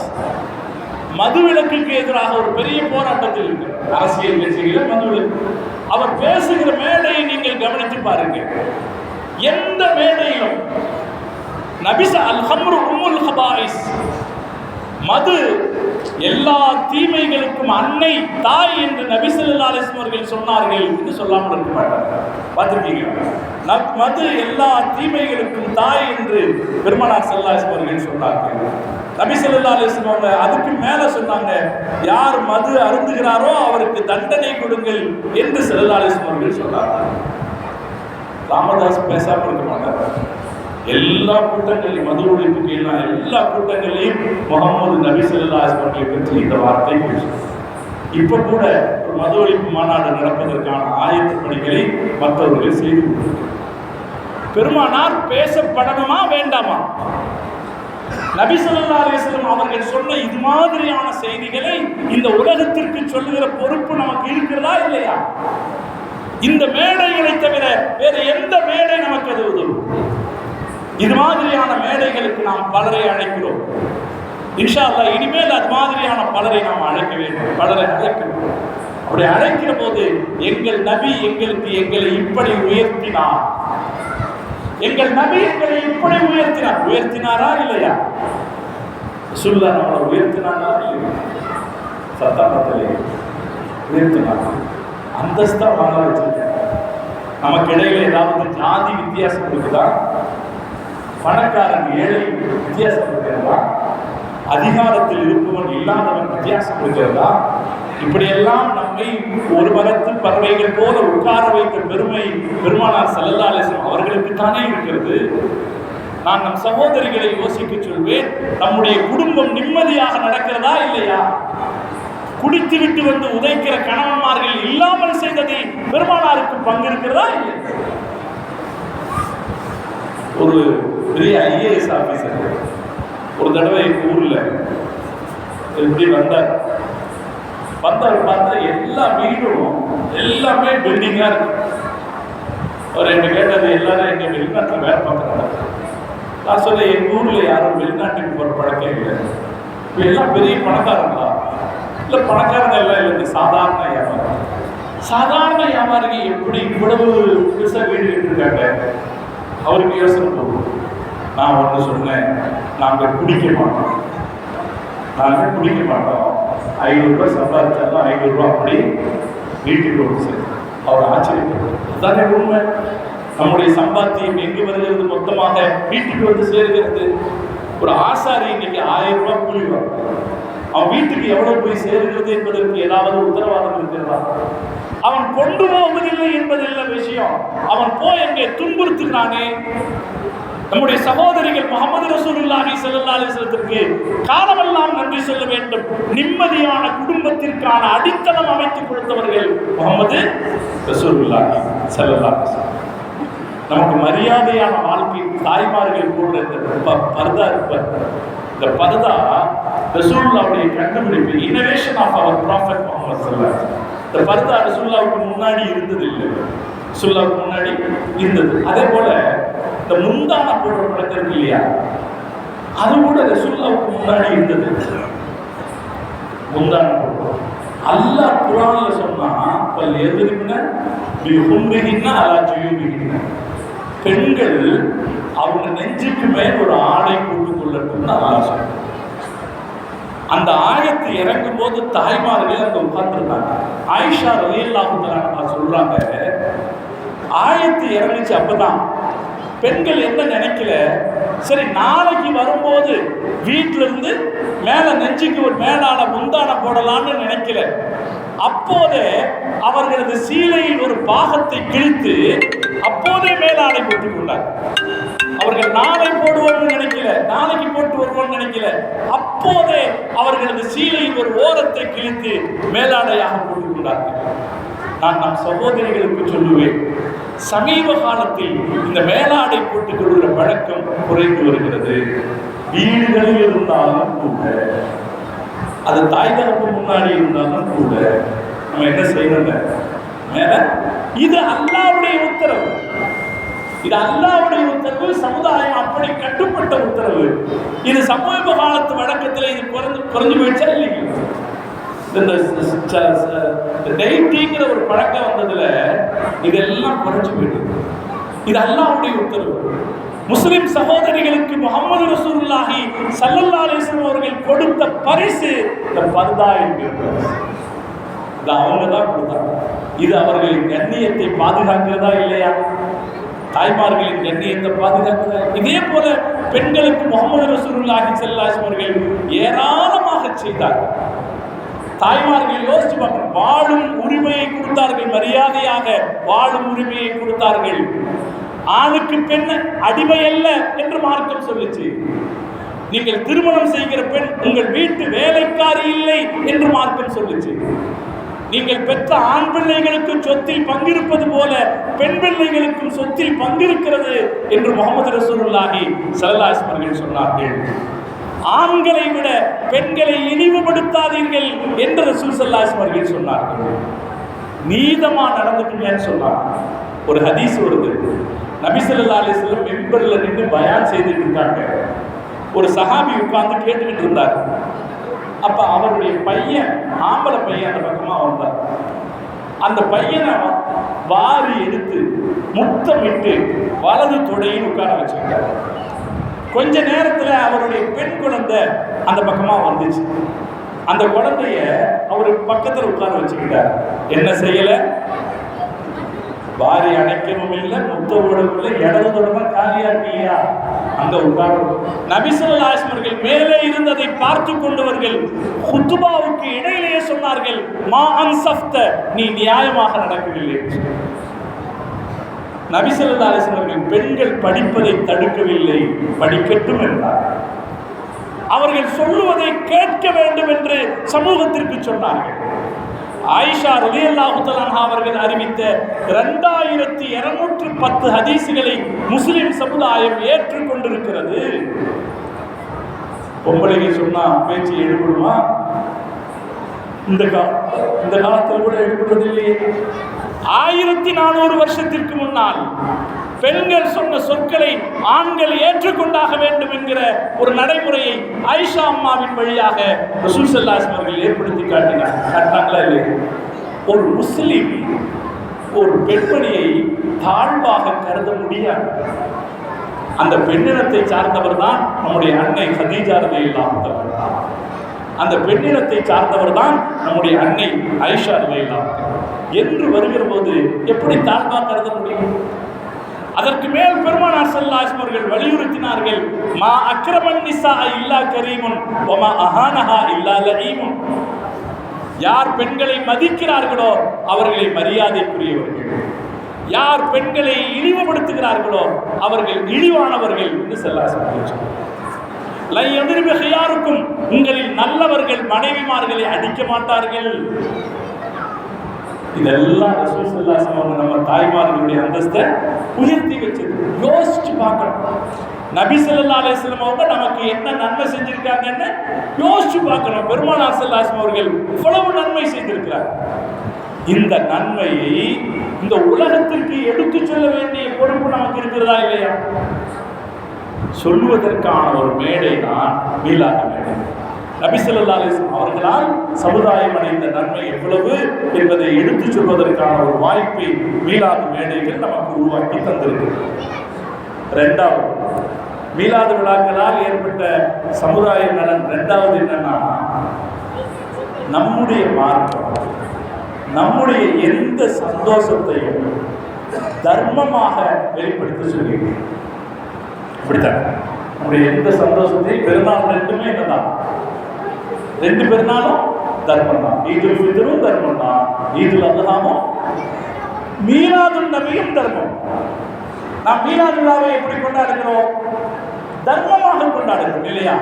நான் முதலாக மீலாது விழாவை நடத்தியவரை பற்றி நான் உங்களுக்கு சொன்னேன். பெரிய அளவில் மக்களை திரட்டி சாப்பாடு கொடுத்து அவர்களை மகிழ்ச்சிப்படுத்தி அவர்களுக்கு பிறகு பெருமானாருடைய சொற்பொழிவுகளுக்கு ஏற்பாடு செய்தார்னு சொல்றேன். மீலாது விழாவுடைய சமூக நலன் என்ன என்றால், சமூகத்தில் வறிய நிலையில் இருப்பவர்களுக்கும் ஒரு நல்ல சாப்பாடு கிடைக்கிற நேரம் அது கொடுக்குறாங்களா? தந்தூரி விழாக்கள் என்கிற பெயரில் எல்லாருக்கும் ஒரே மாதிரியான உணவு கொடுக்கிற ஒரு பழக்கம் ஏற்பாடு செய்யப்பட்டிருக்கிறது. யார் மக்களிலே சிறப்பாக வேலை செய்கிறார்களோ அவர்களை பாராட்டுகிற சூழ்நிலையும் மீலாது விழாக்களில் நடந்தது. நீங்க இதையும் நாம கவனிக்கிறோம். மீலாது விழாக்கள் நாம தரம் உயர்த்தம். 30 வருஷமாக இங்க மீலாது 9 வருஷமாக மீலாது விழா நடக்குதுன்னு சொன்னாங்க. அடுத்த ஆண்டு இன்ஷா அல்லாஹ் 10வது வருஷம். இந்த மீலாது விழாவில் ஒரு தரம் நாம உயர்த்தணும். யாரு இந்த ஊருக்கு ரொம்ப பாடுபடுகிறார்களோ அவர்களை பாராட்டுகிற ஒரு நிகழ்ச்சியாக வைக்கணும். நாம ரசூல் ஸல்லல்லாஹு அலைஹி வஸல்லம் அவர்கள் பேரால விருது கொடுக்கணும். சமூகத்துக்கு பாடுபடுறாரு பாராட்டணும். பெரிய மனிதர்கள் இருக்கலாம், உதவி செய்தவர்கள் இருக்கலாம், ஊருக்கு சிறப்பாக பங்காற்றியவர்கள் இருக்கலாம், ஆலிம்கள் இருக்கலாம். அவர்களை பாராட்டுகிற ஒரு நிகழ்ச்சியாக மீலாது விழா வைக்கணும். முற்காலத்தில் மீலாது விழாக்கள் அப்படித்தான் நடத்தப்பட்டுச்சு. ரசூல் ஸல்லல்லாஹு அலைஹி வஸல்லம் அவர்களுடைய பெருமையை பேசுகிற நிகழ்ச்சியாக இருக்கும். அதே நேரத்தில் என்ன செஞ்சாங்கன்னா, ரசூல்லா பேரால இப்படி ஒரு நல்ல காரியம் சாப்பாடு கொடுத்தாங்க. ரசூல்லா பேரால சாப்பாடு கொடுத்தாங்க. இந்த கந்தூரி சாப்பாடு கொடுக்கிற போது கூட கவனிக்க வேண்டிய விஷயம் என்னன்னா, காசு கொடுத்தவங்களுக்கு மட்டும் சாப்பாடு அப்படின்னு இருக்கக்கூடாது. கந்தூரி சாப்பாடு ரசூல்லா பேர்ல செய்யற கந்தூரி சாப்பாடு காசு கொடுத்தவர்களுக்காக மட்டும் கொடுக்கப்படுதுன்னு இருக்கக்கூடாது. ஆனா காசு வேணும் தான். காசு கொடுத்தவர்களுக்கு கொடுப்பது போல வசதி அற்றவர்களுக்கும் நாம் தர வேண்டும். அப்படி தருகிற போதுதான் அது பெருமானாரின் பேரால் நடைபெற்ற நிகழ்ச்சி என்றார். முஹம்மது ரசூலுல்லாஹி ஸல்லல்லாஹு அலைஹி வஸல்லம் தர்மம் குறித்து ஏராளமாக சொல்றாங்க. ஊர்ல கஷ்டப்படுறவங்களுக்கு அந்த நாள்ல ஏதாவது ஒரு உதவி செய்யலாம். விதவை பெண்கள் இருந்தால் அவர்களுக்கு ஒரு உதவி செய்யலாம். கல்விக்காக கஷ்டப்படுபவர்கள் இருந்தால், கடன் அடைக்க முடியாமல் கஷ்டப்படுபவர்கள் இருந்தால், நாம் எல்லாம் சேர்ந்து பெருமானாரின் பெயரால் அவருக்கு ஒரு உதவி செய்யலாம். நபி ஸல்லல்லாஹு அலைஹி வஸல்லம் அவர்கள் சொன்னார்கள், நீங்கள் ஒரு மனிதரின் தேவையை நிறைவேற்றுவீர்களானால் குன்து வாகிஃபன் பைன மீசானிஹி, அவனுடைய மீசான் தட்டுக்கு முன்னால் நான் நிற்பேன் என்று சொன்னார். என்ன வார்த்தை பாருங்க. நம்ம ஒரு ஆள் கஷ்டப்படுறாரு, கடன்ல இருக்காரு, அல்லது வேற கஷ்டத்தில் இருக்காரு, அவருக்கு உதவி செஞ்சோம்னா ரசூலுல்லாஹ் சொல்றாங்க, நான் எங்க இருப்பேன்? உங்க மீசான் தட்டுக்கு முன்னாடி நிற்பேன். உலகத்திலேயே முஸ்லிம்களுக்கு ஏற்படுற ஆக நெருக்கடியான நேரம் இதுதாங்க. மீசான் தட்டில் நம்முடைய நன்மைகளும் தீமைகளும் எடை போடுகிற இடத்துல நம்முடைய நன்மையின் தட்டு கீழே தாழ வேண்டும் இல்லையா? அந்த இடத்துல நமக்கு ரசூலுல்லாஹ் இருந்தாங்கன்னா பயப்படணுமா? ஸல்லல்லாஹு அலைஹி வஸல்லம் அடுத்து சொல்றாங்க, அவரின் நன்மையின் தட்டு தாழும் என்றால் சரி, இல்லை என்றால் நான் அவருக்காக பரிந்து பேசுவேன். மீலாது விழாக்கள் என்ன செஞ்சது? அதனால ஏற்பட்ட சமுதாய பலன் ரெண்டாவது என்னன்னா, முஸ்லிம் சமூகத்தில் தர்மம் நிறைய இருந்துச்சு. ஊருக்கு இந்த தர்மம் வந்துச்சு. அது முடிஞ்ச அளவுல செஞ்சாங்க. நாம நம்ம ஊர்ல கூட அடுத்தடுத்த மீலாது விழாக்கள் வருகிற போது ஏதாவது 1-2 நல்ல தர்ம காரியங்களை தொடர்ந்து செய்ய வேண்டும். எல்லாம் தௌஃபீக் செய்வாங்க. இந்த சிந்தனையை நாம பரப்பணும். சும்மா மீலாது விழா நடத்திட்டு போறதை விட ரசூலுல்லாஹ் சொன்ன வழிகளில் சில நல்ல காரியங்களை சேர்த்து செய்வோமே என்ற சிந்தனையை நாம் பரப்பணும். மீலாது விழாவின் அடுத்த பெரிய நன்மை என்னன்னா, நம்ம ஊரை பொறுத்த வரைக்கும் மத நல்லிணக்கம் ஏற்படுவதற்கு பெரிய அளவில் உதவியாக இருந்தது மீலாது விழாக்கள். அறிஞர் அண்ணா கலைஞர் கருணாநிதியை சந்தித்ததே ஒரு மீலாது விழா. கலைஞர் கருணாநிதி எழுதுகிறார், நான் அண்ணாவை சந்தித்ததே ஒரு மீலாது விழா. அறிஞர் அண்ணா சொல்றார், நான் அவர்கள் சொன்னவைகளை எல்லாம் எழுதி வச்சிருக்கேன், ஆனால் அதை படிச்சா அது பெரிய உரையாகும். அண்ணா சொல்றார், நான் 300க்கும் மேற்பட்ட மீலாது விழாக்களில் பங்கேற்றிருக்கிறேன். அண்ணா அதுபோல பெரியார் சொல்லுகிறார், பெரியார் கலந்திருக்கிறார். 1929 18/8/1929 சத்தியமங்கலத்தில் நடைபெற்ற முகமது நபி பிறந்த நாள் விழா சொற்பொழிவுன்னு ஒரு சொற்பொழிவு இருக்கு. குடியரசு அவருடைய திமுகவுடைய இதழ் குடியரசு இதழில் வந்திருக்கு. ஒரு நீண்ட உரை. நமக்கெல்லாம் இஸ்லாத்தை பற்றி பெரியார் என்ன சொன்னார் என்கிற ஆய்வு. பெரியார் சாதாரணமான ஆள் இல்லையே. ஒரு ஆளை சும்மா பெருமைக்கு பெருமை பேசுற ஆள் கிடையாது. அவர் கலந்துக்கிட்டு அதில் சொல்றாரு, நான் உங்களுக்கு நல்லது நன்றி சொல்றேன், நீங்க என்ன சிறப்பு அழைப்புக்கு மட்டும் கூப்பிடல, இந்த கூட்டத்துக்கு என்ன நீங்க தலைவராகவே ஆக்கியிருக்கீங்க அப்படின்னு சொல்லிட்டு சொல்றாரு, நான் மற்ற மத கூட்டங்களுக்கெல்லாம் போகாம முகம்மது நபியை பத்தி கூட்டத்துக்கு ஏன் வந்தேன்னு நிறைய பேருக்கு கேள்வி இருக்கலாம் என்று கேட்டுவிட்டு அவர் சொல்கிறார், நீங்கள் நபியை பூஜிக்கவில்லை, நீங்கள் நபியை மனிதத்தன்மைக்கு மேலானவராக சொல்லவில்லை, நபியின் பேரால் ஆராதனை செய்யவில்லை, சிறந்த மனிதர்களை பாராட்ட வேண்டும் என்று நான் நினைக்கிறேன். எனக்கு அந்த நினைப்பு இருக்கு. மனித வாழ்க்கையில் மாற்றங்களை ஏற்படுத்திய சிறந்த மனிதர்களை பாராட்ட வேண்டும் என்று நான் நினைக்கிறேன். இந்த நிகழ்வு அப்படி நடக்கிறது. இது ஒரு மனிதரை பூஜிக்கிற நிகழ்வாக இல்லாமல், அவரை மனிதத்தன்மைக்கு அப்பாற்பட்டவராக கருதுகிற நிகழ்வாக இல்லாமல் இது நடக்கிறது. அதனால் நான் இந்த நிகழ்ச்சியில கலந்துக்கிறேன் என்று சொல்லிட்டு வரிசையா இருக்கிறார்.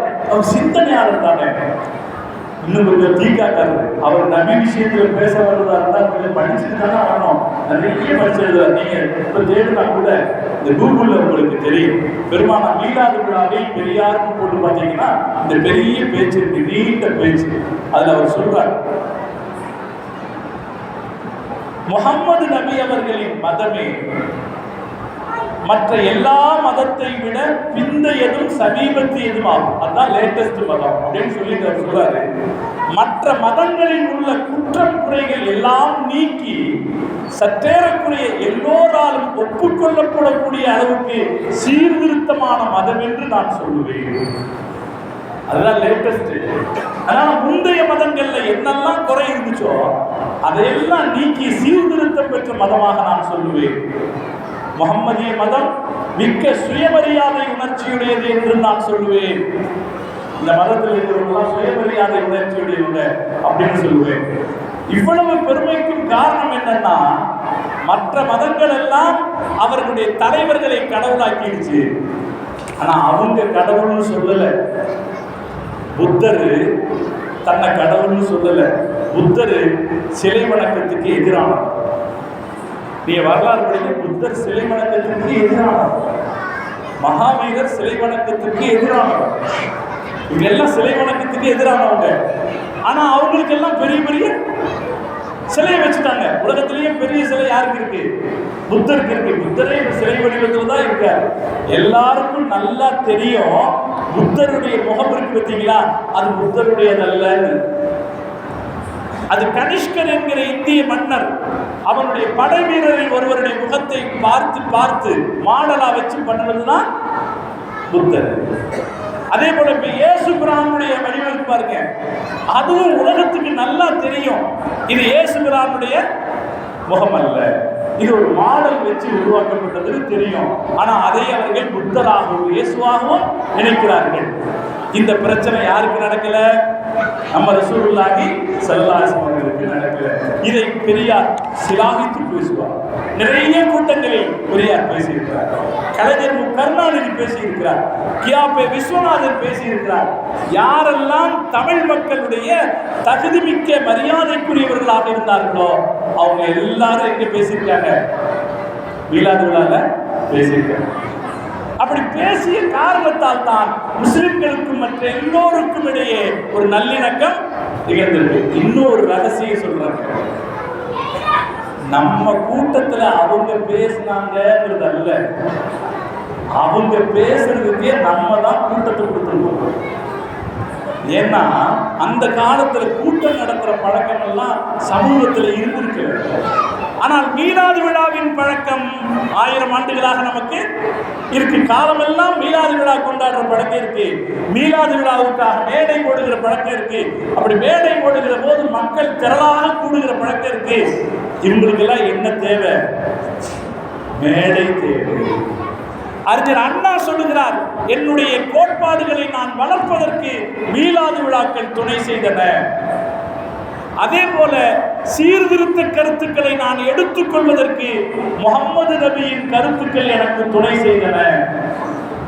அறிஞர் அண்ணா இன்னொரு செய்தி சொல்றார், அவருக்கு ஏற்பட்ட எதிர்ப்புகளை சமாளிப்பதற்கு முகம்மது நபியின் வரலாறு எனக்கு உதவியாக இருந்தது. முகம்மது நபி எப்படி எதிர்ப்புகளை சமாளித்தார் என்று நான் படிக்கிற போது எனக்கு ஏற்பட்ட எதிர்ப்புகளை சமாளிக்கிறதுக்கு அது உதவியாக இருந்துச்சு. அப்படி நம்முடைய தமிழ்நாட்டில் மாத்திரமல்ல, உலகத்தில் பல இடங்களிலும் மீலாது விழாக்கள் நடக்கிற போது அது சமூக நல்லுறவு ஏற்படுவதற்கு மிகப்பெரிய அளவில் பங்கு வகித்தது. தலைவர்கள் இஸ்லாத்தின்பால் தங்களுடைய அபிமானத்தை வெளிக்காட்டுவதற்கு அது உதவியாக இருந்துச்சு. அந்த அடியில் தான் கலைஞர் கருணாநிதி மீலாது விழாவுக்கு விடுமுறை கொடுத்தாரு. அது ஒரு நன்றிகரம் தான். ஏன்னா அவர்கள் பேசுவதற்கான மேடைகளை ஆரம்பத்தில் கொடுத்ததே மீலாது விழாக்கள். நான் ஆரம்பத்தில் சொன்னது போல அண்ணாவுக்கு அவரை அறிமுகப்படுத்தியதே ஒரு மீலாது விழா. எனவே மீலாது விழாவுக்கு இருக்கிற பெரிய சிறப்பு மக்களுக்கு இடையே நல்லுணர்வை ஏற்படுத்தியது. நாம் மீலாது விழாவில் என்ன பேச போறோம்? நபி ஸல்லல்லாஹு அலைஹி வஸல்லம் என்ன செஞ்சாங்க, எப்படி செஞ்சாங்க, எப்படி ஒரு சகோதரத்துவத்தை உருவாக்கினார்கள், ஒரு சமத்துவத்தை உருவாக்கினார்கள், நல்ல வாழ்க்கையை கற்றுக் கொடுத்தார்கள். இதைத்தான் நம்ம பேசுறோம். இதை கேட்கிற இதயங்கள் நிச்சயம் மாற்றமடையும். உலகத்துக்கு அது தேவையாகவும் இருக்கு.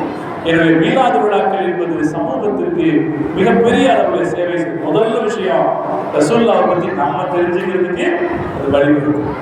நம்ம ரசூலுல்லாஹை பற்றி பிறருக்கு சொல்வதற்கு அது வாய்ப்பை கொடுத்தது. அதே போல தான தர்மங்களை பெருமானாருடைய பேரால் நிறைய நல்ல காரியங்கள் செய்வதற்கு அது வாய்ப்பை ஏற்படுத்தி கொடுத்தது. அதற்கு அடுத்து நம்முடைய நாட்டிலும் மற்ற பல இடங்களிலும் மத நல்லிணக்கமும் சமூக நல்லிணக்கமும் ஏற்படுவதற்கு மீலாது விழா